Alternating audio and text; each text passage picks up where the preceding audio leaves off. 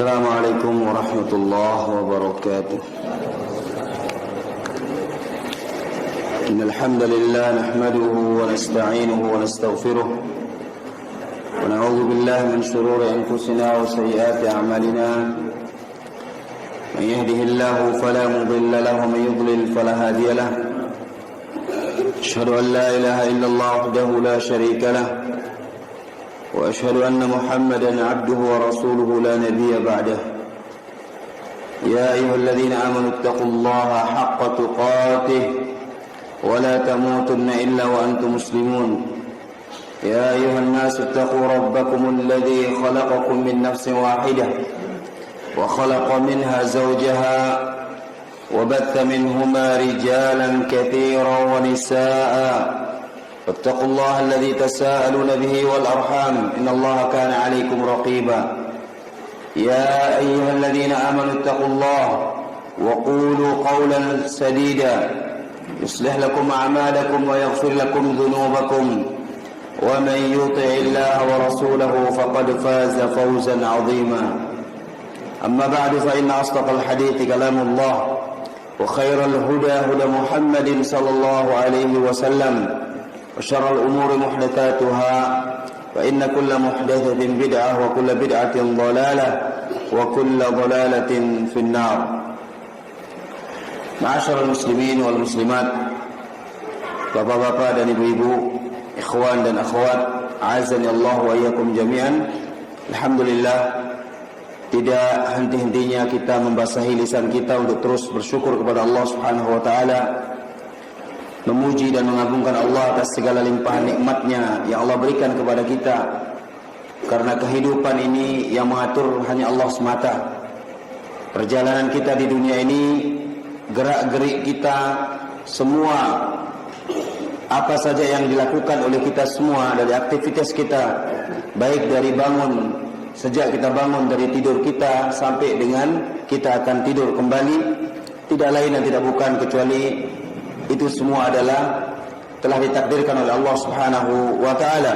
Namun kita diperintahkan untuk memohon hal-hal yang terbaik untuk kita tentunya, ya, dan kita berikhtiar juga untuk mengikuti petunjuk-petunjuk yang telah Allah turunkan baik di dalam Al-Qur'an maupun melalui lisan Rasulnya sallallahu alaihi wasallam untuk mendapatkan yang terbaik dari apa yang Allah telah tetapkan kepada kita semua. Salawat dan salam semoga senantiasa tercurahkan kepada Rasulullah sallallahu alaihi wasallam, nabi yang menjadi panutan, nabi yang menjadi imam bagi siapa yang menginginkan kebaikan dan menginginkan untuk bertemu dengan Allah Subhanahu wa taala dan juga menginginkan surganya Allah Azza wa Jalla. Ikhwani fid din, azanallahu wa iyyakum jami'an. Alhamdulillah, pada malam ini Allah Subhanahu wa taala kembali memperjumpakan kita dalam rangka thalabul ilm. Kita menuntut ilmu agama, belajar tentang din, tentang Islam ini guna mengokohkan keyakinan yang ada di dalam hati kita, guna menambah keimanan kita dan guna memperbaiki hal ihwal kehidupan kita, terutama dalam kita bermuamalah, baik itu muamalah kita kepada Allah, hablum minallah, ataupun muamalah kita sesama makhluk Allah Subhanahu wa taala, dan utamanya makhluk Allah yang termulia yaitu kepada Rasulullah sallallahu alaihi wasallam, kemudian orang-orang yang setia mengikutinya. Ikhwani fid din, azanallahu wa iyyakum jami'an. Alhamdulillah, kita juga diberikan nikmat dalam kesempatan ini berupa nikmat sehat, ya, nikmat waktu luang, yang mana belakangan ini atau akhir-akhir ini kita mendengar banyak sekali berita-berita, ya, baik terjadinya musibah malapetaka di berbagai macam daerah, baik daerah Jawa, ya, maupun di tempat-tempat yang lainnya. Alhamdulillah, kita dipelihara oleh Allah dari segala hal-hal yang membahayakan diri kita, keluarga kita, harta kita dan seluruh kaum muslimin. Dan juga Allah Subhanahu wa taala memberikan nikmat sehat, di mana kita juga mendengar belakangan ini banyak sekali di antara saudara-saudara kita, sanak keluarga kita, sahabat-sahabat kita, dan kaum muslimin dan kaum muslimat pada umumnya yang diuji oleh Allah dengan penyakit ataupun dengan sakit. Maka tidak lain kita katakan kepada yang sedang sakit, maka hendaknya bersabar dan terus beristighfar kepada Allah Subhanahu wa taala, dan semoga Allah Subhanahu wa taala memberikan kesembuhan kepada mereka semua. Demikian pula kita yang hadir di saat ini yang diberikan nikmat sehat, maka mari kita bersyukur kepada Allah Azza wa Jalla dengan terus meningkatkan ketakwaan kepada Allah, memanfaatkan nikmat-nikmat sehat ini untuk kita mendekatkan diri kita kepada Allah dengan berbagai macam ibadah yang telah Allah turunkan baik di dalam Al-Quran ataupun melalui lisan Rasulnya Sallallahu Alaihi Wasallam. Dan kita juga tidak luput untuk terus berdoa, semoga Allah berikan nikmat sehat kepada kita terus, sehingga kita bisa beraktivitas sebagaimana aktivitas yang kita lakukan, utamanya aktivitas yang berkaitan dengan ibadah kepada Allah Subhanahu wa taala. Maka inilah sebaik-baik kesempatan dan sebaik-baik kita bisa menghabiskan nikmat Allah Subhanahu wa taala atau mempergunakan nikmat Allah, yaitu apabila dalam rangka meningkatkan diri kepada Allah ataupun dalam rangka meningkatkan ketakwaan kepada Allah Subhanahu wa taala. Karena nikmat sehat ini tentu akan ditanya oleh Allah para jemaah sekalian. Nikmat sehat ini salah satu daripada nikmat yang nantinya kita selaku dan ketakwaan insyaallah Subhanahu wa taala akan besarnya nikmat sehat tersebut. Ikhwani fi din azanallahu wa iyyakum jami'an. Alhamdulillah, pada malam ini kita akan membaca sebuah buku yang itu merupakan buah karya dari Syekh Abdul Razzaq bin Abdul Muhsin Al-Badr, dan kitab ini sebagai bentuk penjelasan ataupun catatan penting, ta'liq, catatan kaki dari beliau terhadap sebuah buku yang ditulis oleh ulama terdahulu, yaitu Al-Imam Ibnu Qayyim Al-Jauziyah rahimahullahu taala dalam kitabnya Uddatus Sabirin wa Dhakhiratus Syakirin. Beliau mengambil sebuah tema di dalam kitab itu, yaitu tema yang berkaitan dengan kiat-kiat agar kita terbebaskan dari perbuatan dosa dan maksiat. Jadi bagaimana kiat-kiat kita agar kita terpelihara atau dipelihara oleh Allah sehingga tidak melakukan kemaksiatan kepada Allah Subhanahu wa taala. Ikhwani fi din azakumullah, pembahasan ini sangat penting bagi kita semua. Kenapa? Karena hati kita ini adalah berbolak-balik, berubah-ubah dari satu keadaan menuju keadaan-keadaan yang berbeda-beda. Terkadang kita bisa istiqamah dalam menjalankan ibadah salat, namun beberapa selang berikutnya kita sudah tidak muncul lagi salat berjamaah. Dan ini terjadi di kalangan kita.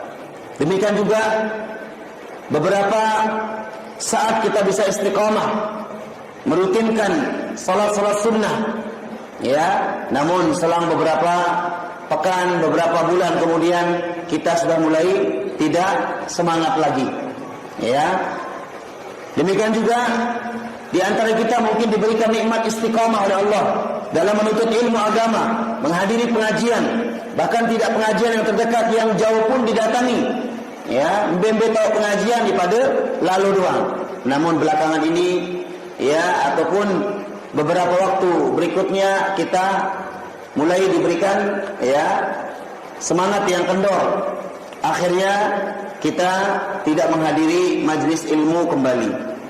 Maka oleh karena itu hati kita ini berubah-ubah, sehingga kita butuh bagaimana kiat-kiat agar kita bisa terselamatkan dari penyakit-penyakit hati.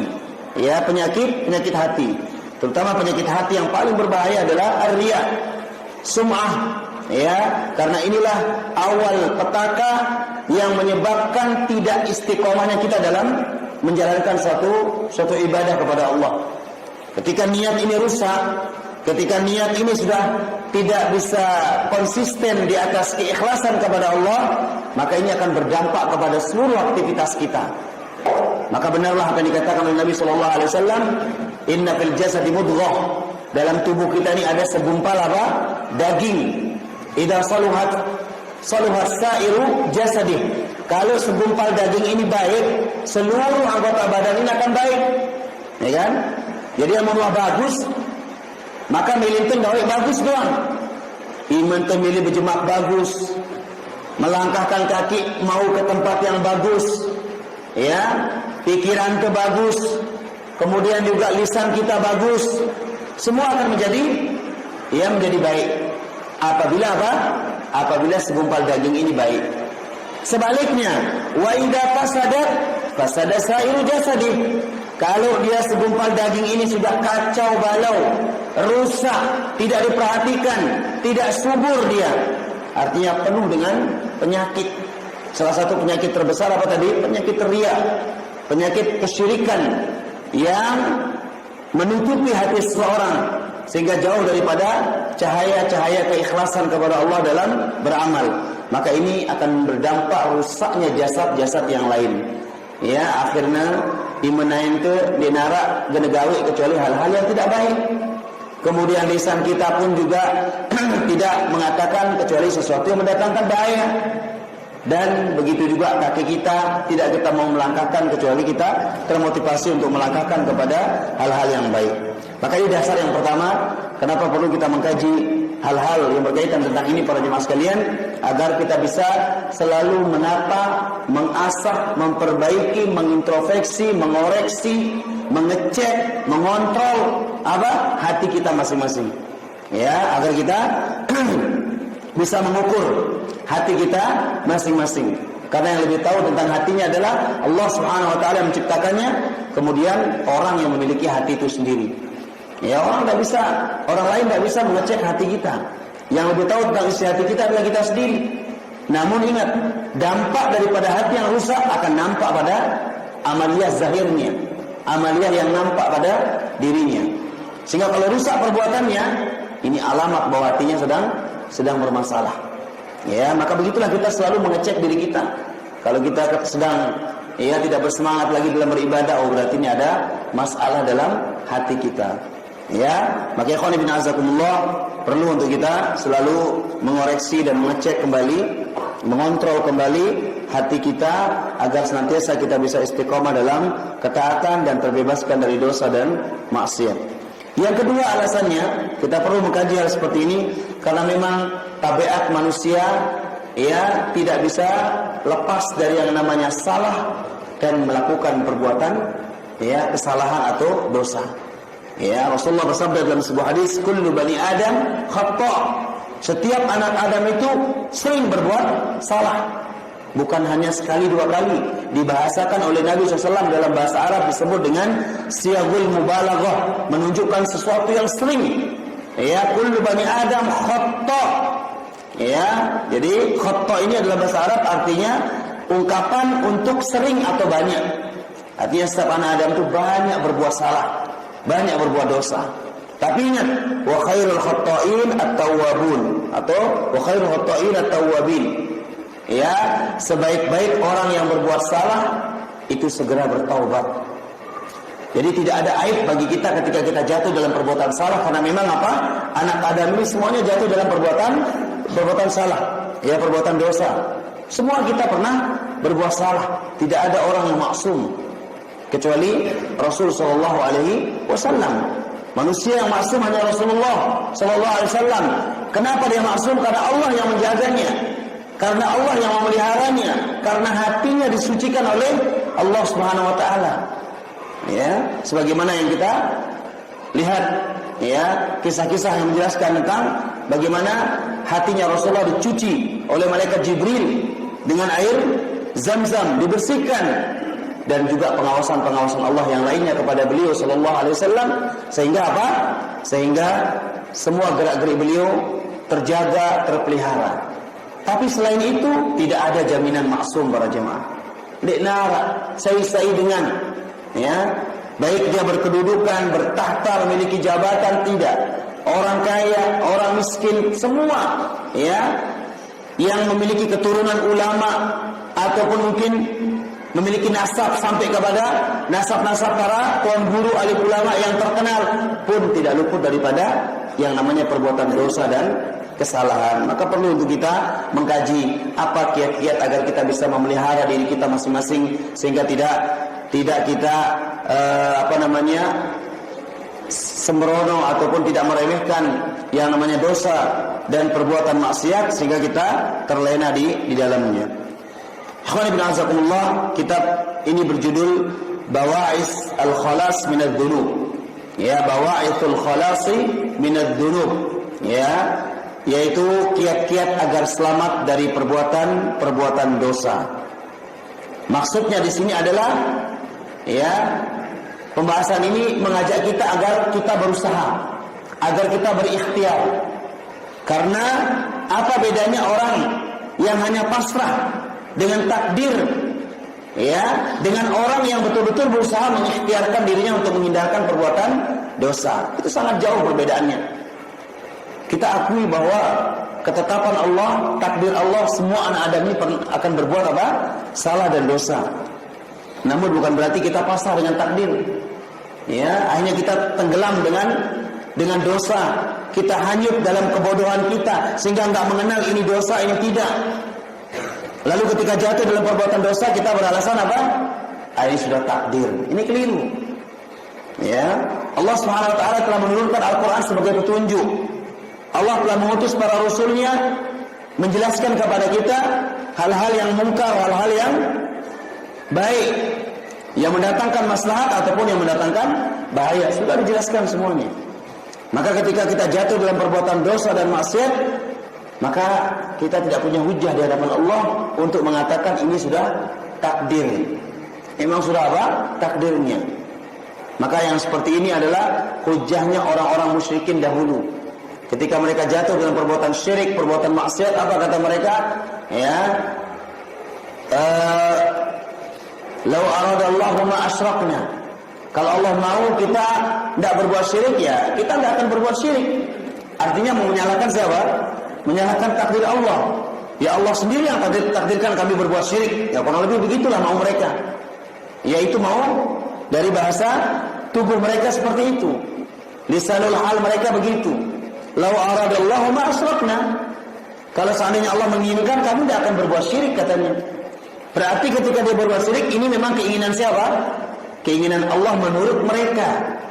Padahal Allah telah turunkan Al-Quran untuk membahas tentang bahayanya perbuatan syirik, tentang ancaman keras bagi pelaku kesyirikan.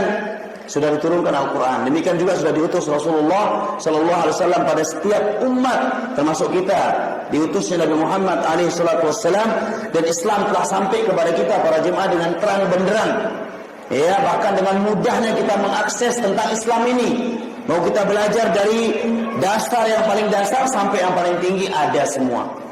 Bahkan kita hidup di tengah-tengah pendidikan yang Masya Allah, ya, pendidikan yang betul-betul menyebarluaskan tentang Islam. Baik itu di tingkat sekolah, belum lagi di tingkat majelis taklim, belum lagi di tingkat ya pendidikan-pendidikan yang sifatnya intensif yang dilakukan oleh orang-orang tertentu. Ya, level-level pendidikan tertentu semua sudah ada di masa-masa sekarang ini. Sehingga tidak ada hujah para jemaah di hadapan Allah kalau nanti kita mengatakan saya tidak tahu ya Allah kalau ini maksiat. Saya tidak tahu ya Allah kalau ini ternyata apa? Perkara yang kau larang. Tidak ada. Ya, makanya Allah mengatakan wa ma kunna mu'adzibina hatta nab'asa rasula. Kami tidak akan menyiksa, kata Allah, sampai kami utus seorang rasul. Pertanyaannya sekarang, Rasul sudah sampai enggak kepada kita?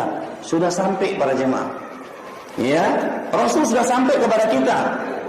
Bahkan tidak ada di antara kita kaum muslimin yang jahil terhadap perihal Rasul sallallahu alaihi wasallam. Semua kita mengatakan asyhadu anna Muhammad Rasulullah. Kita mengakui. Sedangkan konsekuensi dari pengikraran, pengakuan kita terhadap syahadat yang mulia ini apa? Seperti yang dikatakan oleh para ulama, tasdiqu fi ma akhbar. Kalau Anda sudah bersaksi anna Muhammad Rasulullah, berarti pegang konsekuensinya. Nindik sekedar pengucapan doang. Tapi apa konsekuensinya? Tasdiqu fi ma akhbar. Kita membenarkan apa saja berita dari beliau sallallahu alaihi wasallam. Apa saja beritanya, mau masuk akal di otak kita ataupun tidak jadi ukuran. Pokoknya wajib mendengar sami'na wa ata'na atau sami'na wa saddaqna. Kita dengar, kita benarkan. Tidak ada alasan untuk kita tapi tidak ada. Ya, Rasulullah SAW mengatakan A harus A. Bahkan kalau seandainya Rasulullah SAW mengatakan sesuatu itu berwarna hitam, kita melihatnya warnanya merah, maka harus disalahkan mata kita. Jangan salahkan Nabi SAW. Karena apa? Karena beliau tidaklah mengukur sesuatu, menimbang sesuatu kecuali timbangan dari Allah Subhanahu wa taala. Artinya, kalau sampai Rasul kita salahkan, sampai Rasul kita tolak, kita tidak benarkan beritanya, berarti hakikatnya kita mendustakan siapa?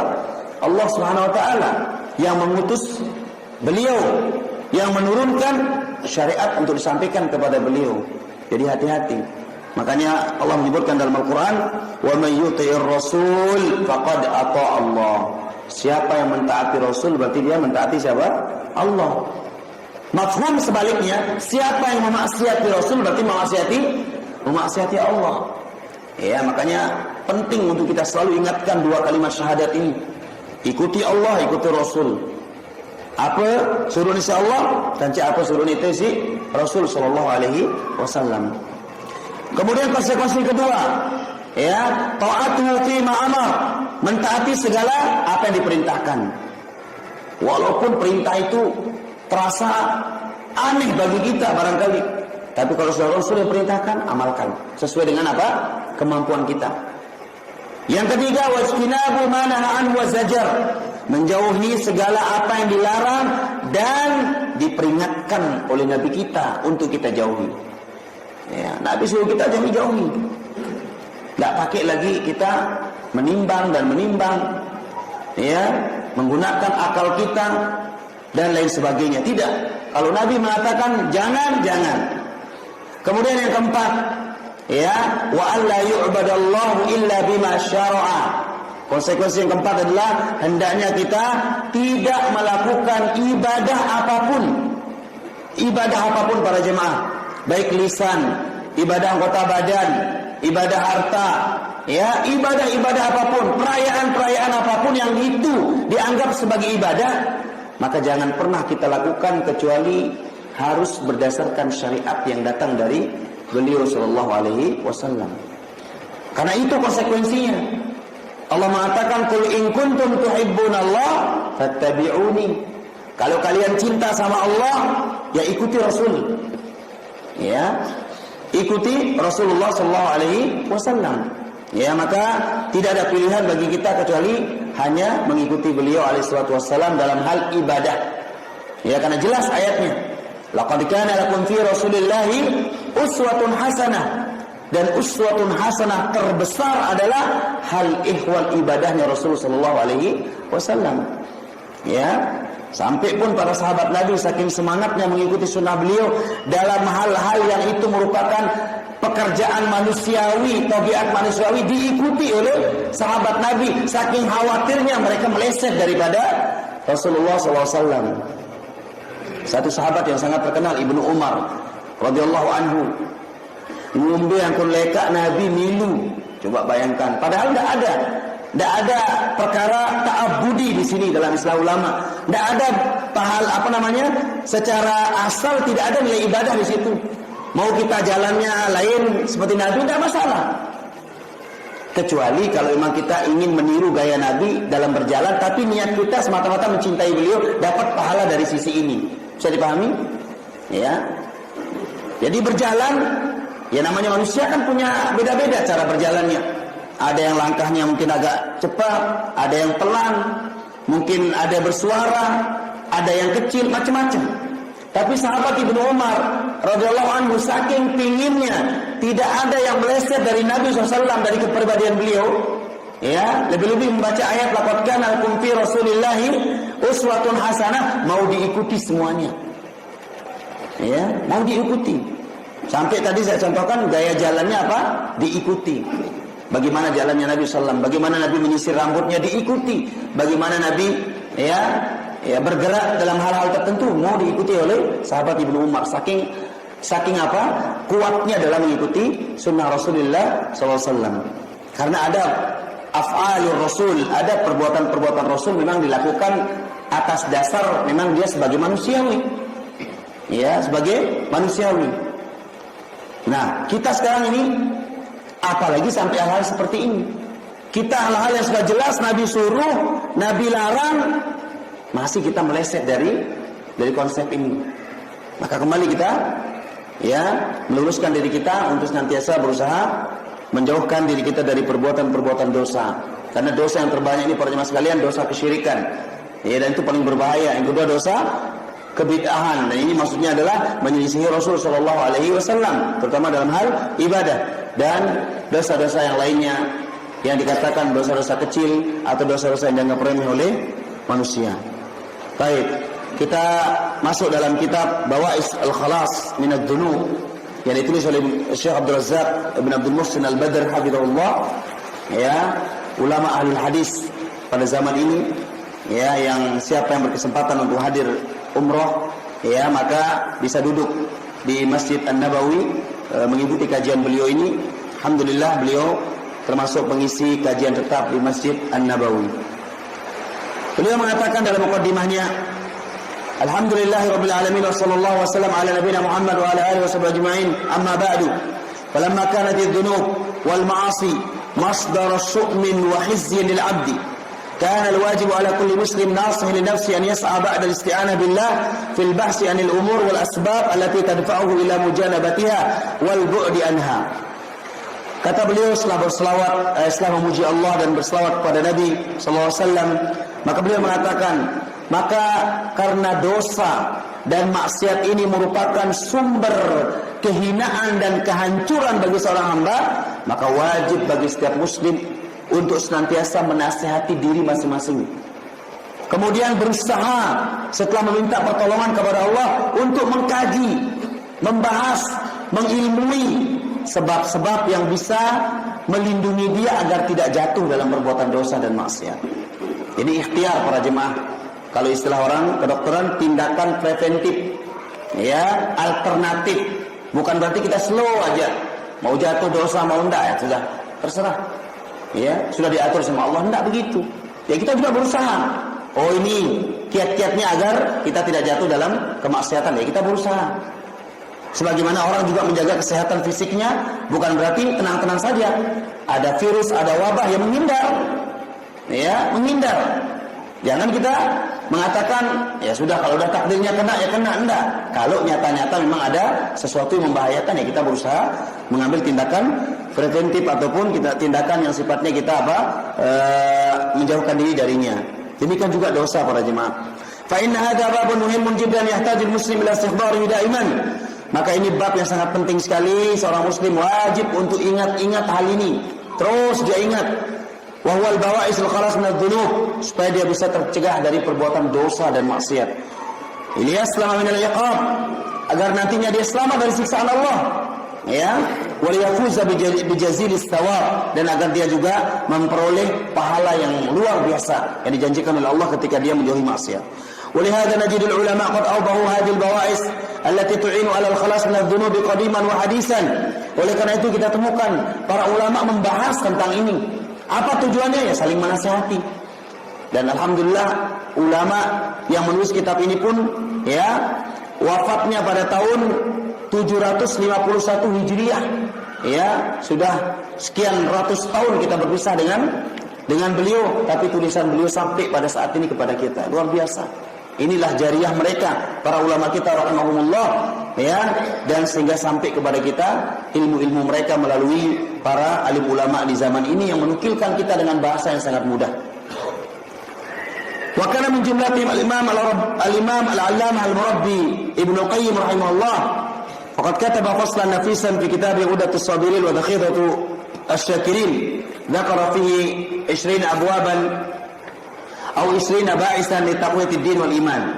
Jadi Ibnu Qayyim termasuk ulama yang dimaksudkan oleh Syekh di sini, Beliau termasuk ulama yang betul-betul perhatian terhadap urusan dosa dan maksiat ini. Ya, bagaimana agar umat ini terhindar darinya. Sehingga dia tuliskan kiat-kiat penting untuk menjadi benteng bagi kita. Ya, ada 20 nanti kita akan lalui. Ya, ada 20 kiat para jemaah yang disebutkan oleh beliau dalam kitabnya Uddatus Sabirin yang dinukil oleh Syekh Abdul Razzaq dalam kitabnya Bawa'isul Khalas minadz Dzunub. Jamaah-jamaah matinah dikumpulkan sangat bagus oleh beliau. Wa bayyana bayanan nafi'an, dan diterangkan dengan keterangan yang sangat bermanfaat. Fa ahbabtu dzikra fi hadzal mukhtasar wa ta'liq 'alaiha bima yuwaddihu maqasidaha, dan saya kepingin sekali menyebutkan kepada kaum muslimin, katanya pada tulisan yang sangat pendek ini memberikan catatan-catatan kaki ataupun pembahasan-pembahasan penting berkaitan masalah ini untuk menjelaskan maksudnya.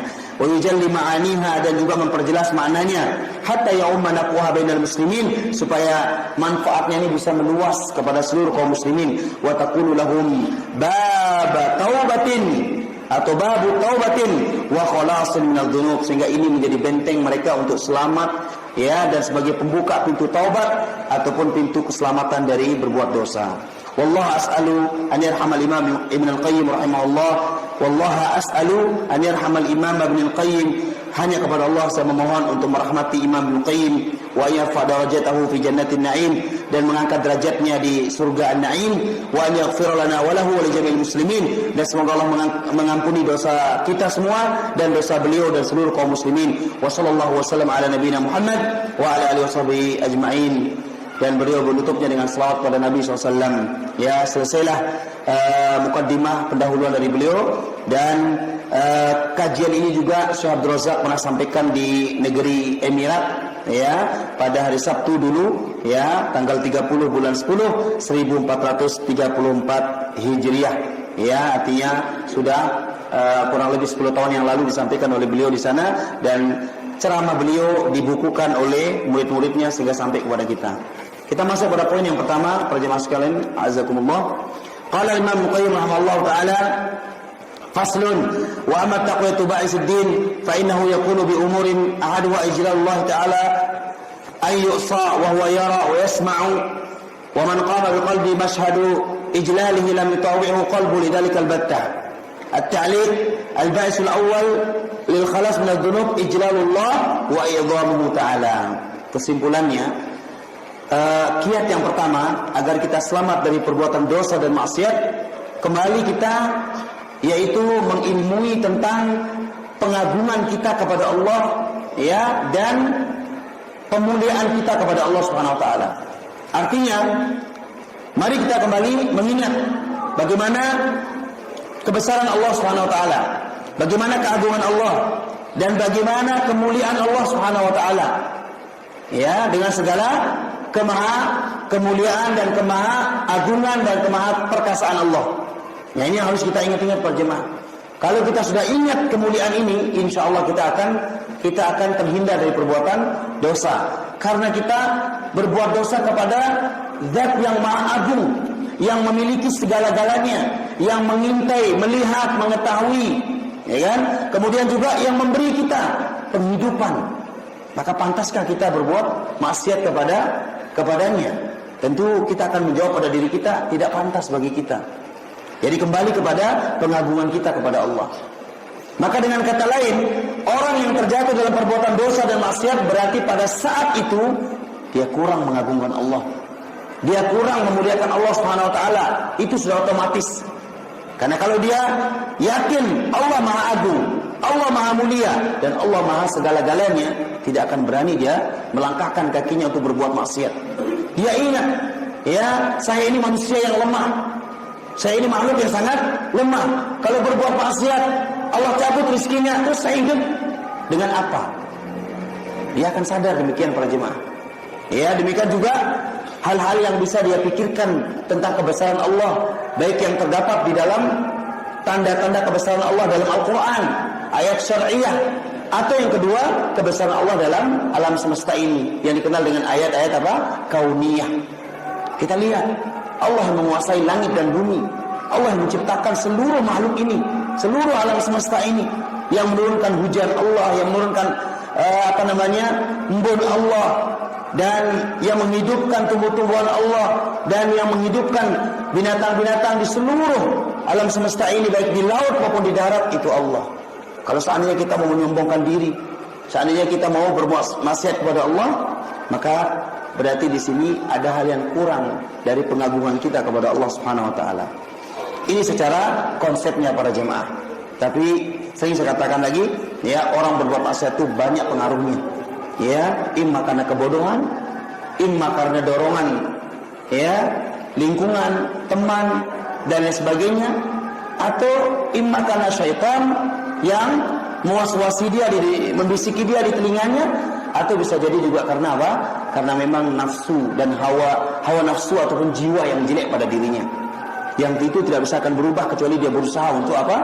Mengikhtiarkan dirinya untuk merubah jiwa yang jelek itu. Tidak ada istilah orang tidak bisa berubah. Semua orang bisa berubah pada jemaah sekalian. Yang penting dia mau niatkan dirinya, ya, dan mendekat kepada orang-orang yang berilmu, ya, mendekat dengan orang-orang yang saleh, maka insya Allah dia akan mendapatkan pengaruh-pengaruh yang baik, positif. Tapi kalau tahu dirinya jiwanya jelek, malas beribadah, tapi bergaulnya sama orang-orang yang begitu-begitu aja, ya tidak akan berubah. Ya, tidak akan berubah. Kembali lagi dia dekat sama orang seperti itu, satu hari saja, tidak usah lama-lama, naudzubillah, dia akan terseret lagi. Yang namanya arus itu sangat deras para jemaah. Ya, sekali kita lempar sesuatu di situ langsung dilahap oleh arus tersebut, dibawa langsung. Ya, begitulah pengaruh teman, pengaruh lingkungan yang tidak baik. Ya, kita hidup sama orang-orang yang tidak senang sholat, tidak senang berjamaah, ya kita akan terpengaruh. Hidup sama orang-orang yang malas ngaji, ya kita akan terpengaruh. Hidup sama orang-orang yang pelit, ya bakhil, terlalu perhitungan terhadap dunianya, ya dan lain sebagainya, ya kita akan terpengaruh juga. Begitulah juga hal-hal yang lain yang tidak bisa kita sebutkan satu persatu dari pengaruh-pengaruh buruk, ya, yang menyebabkan hal itu terjadi pada diri seorang. Kemudian saya mengatakan, wa dzalika an yashhadal mar'u fi qalbi jalalallahu wa 'azamatihi. Hendaknya ditanamkan pada hati seorang bagaimana mengagungkan Allah dan bagaimana memuliakan Allah. Kama qala ta'ala, wa ma qadaru haqqa qadrih, wa ma qadarullah haqqa qadrih. Dan mereka, ya, orang-orang kufar, orang Yahudi, orang Nasrani, mereka tidak mengagungkan Allah sebagaimana mestinya. Ya, itu menyebabkan mereka kufur karena tidak ada mengagungkan Allah Subhanahu wa taala. Padahal wal ardu jami'an qabdatuhu yaumil qiyamah, padahal bumi itu seluruhnya itu digenggam oleh Allah Subhanahu wa taala, semuanya pada hari kiamat kelak. Was samawati matwiyatun bi yaminih, dan langit ini akan dilipat oleh Allah dengan tangan kanannya kelak pada hari kiamat. Ya, jadi apa yang mau kita sombongkan? Bumi ini digenggam oleh Allah, langit ini dilipat oleh Allah Subhanahu wa taala. Terus kita mau hidup di mana? Ya, kalau seandainya manusia mau menyombongkan dirinya. Subhanahu wa ta'ala amma yusyrikun, maha suci Allah dan maha tinggi Allah dari apa yang mereka sekutukan. Ya, karena Allah tidak layak untuk disekutukan. Ikhwan fillah azanallahu wa iyyakum jami'an. Kemudian Ibnu Abbas radhiyallahu ta'ala anhu mengomentari, qala Ibnu Abbas fi tafsiriha, berkata sahabat Ibnu Abbas dalam tafsir ayat yang mulia tadi, ma lakum la tu'azzimuna Allah haqqa 'azamatihi. Apa yang menyebabkan kalian tidak mengagungkan Allah dengan pengagungan yang sesungguhnya? Ya, artinya kita semua tidak ada alasan untuk tidak mengagungkan Allah, karena Allah yang menciptakan semuanya, Allah yang memberikan semuanya. Lalu kita tidak mengagungkan Allah, terus bagaimana? Ini kan tidak nyambung. Ya, maka kewajiban bagi manusia untuk senantiasa mengagungkan Allah Subhanahu wa taala. Kemudian beliau mengatakan, wa min syawahid dzalik wa min syawahid ta'sir hadzal mashhad fi an-nufus ma jara lis-sahabi al-jalil Jubair bin Mut'im. Ternyata salah satu bukti para jemaah mengagungkan keagungan Allah, mengakui kebesaran Allah, ini sangat berpengaruh pada jiwa kita untuk menahan kita dari berbuat maksiat. Hal ini betul-betul terjadi, ya, terjadi katanya. Bahkan dicontohkan hal ini terjadi pada seorang sahabat yang sangat mulia, yaitu Jubair bin Mut'im radhiyallahu anhu. Ya, apa itu? Lamma qara'a sam'ahu ba'dul ayat. Dia sebelumnya belum masuk Islam. Ya, jiwanya penuh dengan kerusakan, penuh dengan kebusukan. Tapi lihat, tatkala dia mengetahui keagungan Allah, tatkala dia mentadaburi, mengindang-indang kebesaran Allah Subhanahu wa taala, sadar dia, terketuk hatinya. Lamma qara'a sam'ahu ba'd al-ayat allati fiha bayanu 'azamatillah, tatkala dia mendengarkan sebagian ayat-ayat Allah yang menjelaskan tentang keagungan Allah, wa qama fi qalbihi maqama ijlalillah atau maqamu ijlalillah wa jabarutihi, lalu dia mendudukkan ayat-ayat tadi betul-betul di hatinya, artinya masuk ke dalam hatinya kebesaran Allah tadi.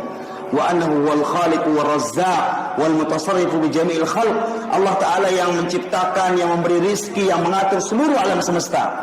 Wa dafa'ahu dzalika lil iman wa dukhulul Islam, ternyata hal itu mendorong dia masuk ke dalam agama Islam. Luar biasa, ya, bukan sekedar jatuh dalam dosa biasa para jemaah, kufur pun bisa tertarik dia kepada Islam karena mengetahui keagungan Allah, kebesaran Allah Subhanahu wa taala. Haitsu qala, tatkala dia mengatakan, sami'tu an-nabiyya yaqra'u fil maghrib bit-tur, aku pernah mendengar Nabi sallallahu alaihi wasallam dalam sebuah salat beliau membaca dalam salat maghrib surat At-Tur. Ya, surat At-Tur, wa-tur wa kitabim mastur. Ayat yang cukup panjang. Itu dibaca pernah oleh Nabi SAW sesekali waktu pada salat maghrib. Falamma balagha hadhil ayah, maka tatkala sampai bacaan Nabi, kata Jubair bin Mut'im, yaitu firman Allah Ta'ala pada surat At-Tur ini, am khuliqu min ghairi syai'in am humul khaliqun, apakah mereka ini ya diciptakan tanpa sesuatu, artinya tanpa ada yang menciptakannya, am humul khaliqun, ataukah mereka yang menciptakan diri mereka sendiri. Sampai pada ayat ini, am khalaqus samawati wal arda la yuqinun, apakah mereka orang-orang musyrikin, orang kafir ini mereka menciptakan langit dan bumi? Bal la yuqinun, tidakkah mereka yakin hal itu? Am indahum khazain rabbika am humul musaytirun, apakah mereka memiliki ya perbendaharaan Rabbnya, am humul musaytirun, ataukah mereka yang mengatur semuanya? Ya, kemudian apa kata Jubair bin Mut'im, kada qalbi an yatir, mengindang ayat ini, mendengarkan ayat ini, menyimak ayat ini para jemaah, hampir saja hatiku terbang katanya, karena begitu besar. Ya, artinya semua ini Allah yang ciptakan. Kenapa kita tidak sadar? Ya, semua Allah yang menciptakan langit dan bumi, semua Allah yang mengatur. Kenapa kita tidak ya menyadari diri kita akan hal itu? Kemudian wa fi lafdin akhar wa dzalika awwalu ma waqara al-iman fi qalbi, ya, dalam lafaz yang lain, maka dengan sebab itulah awal pertama kali iman itu menancap dalam hatiku. Ya ampun, tamu Islam Jubair bin Mut'im ketika mendengar bacaan Rasul sallallahu alaihi wasallam pada surat At-Tur ayat yang ke-35 sampai dengan ayat yang ke-37.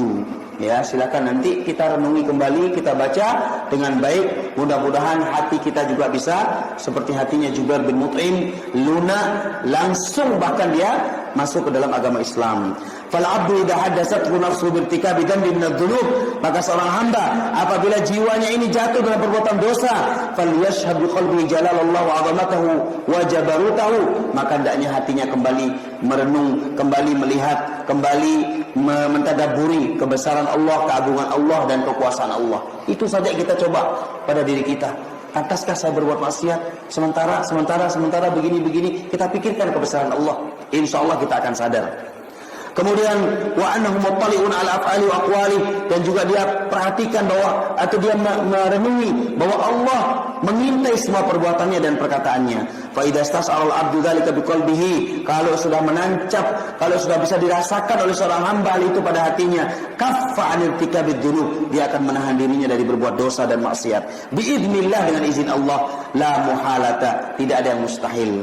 Kemudian saya tutup dengan perkataan Bishr ibnul Haris al-Hafi rahimahullahu ta'ala. Beliau mengatakan, lau tafakkaran nas fi 'azamatillah lama asauhu, kalau seandainya manusia ini merenungi, memikirkan dengan baik-baik kebesaran Allah, enggak bakal berani berbuat maksiat.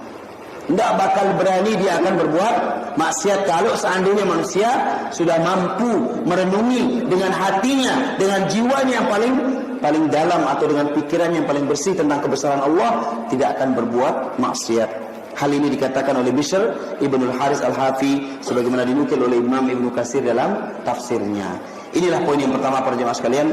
Ya, kita akan lanjutkan insyaallah poin selanjutnya. Ya, mudah-mudahan Allah Azza wa Jalla menancapkan pada hati kita pengagungan kita kepada Allah Subhanahu wa taala, karena dengan kita mengagungkan Allah, ini akan menjadi tameng bagi kita untuk terjaga dan tercegah dari menggampangkan yang namanya jatuh dalam perbuatan dosa dan maksiat. Mudah-mudahan ada manfaatnya. Aku qouli hadza, kita akhiri dengan doa kafaratul majlis. Subhanakallahumma wa bihamdika asyhadu an la ilaha illa anta astaghfiruka wa atubu ilaik. Assalamualaikum warahmatullahi wabarakatuh.